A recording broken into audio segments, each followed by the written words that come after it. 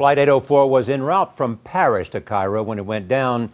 Mark Phillips reports the French are taking a closer look at their security procedures. There's been no evidence the EgyptAir crash had anything to do with security at Paris' Charles de Gaulle airport, but the French have tightened it anyway.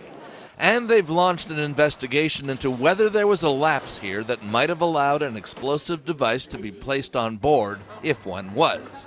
This isn't the first time they've been worried.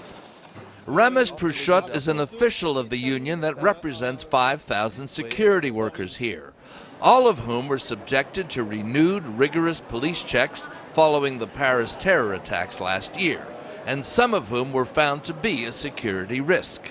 Récemment, après les attentats, After the Paris attacks, yes, ils ont supprimé 85 badges.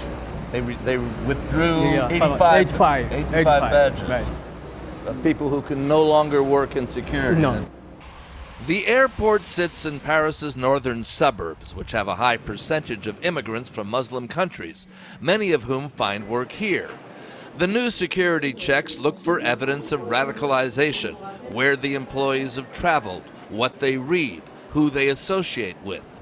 It's known as the insider problem and is acknowledged here and elsewhere in the aviation world. Mike Vivian is the former head of operations for Britain's Civil Aviation Authority. Clearly some countries are possibly more vulnerable than others to this, and it can be surreptitious, below the radar, so to speak. So it is a serious issue, is being looked at. The fact that the EgyptAir plane had been to Eritrea and Tunisia, both with their own security problems, even before it got to Paris, has added to the security concerns.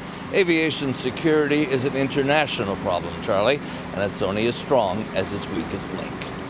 Mark Phillips in Paris. Thank you, Mark.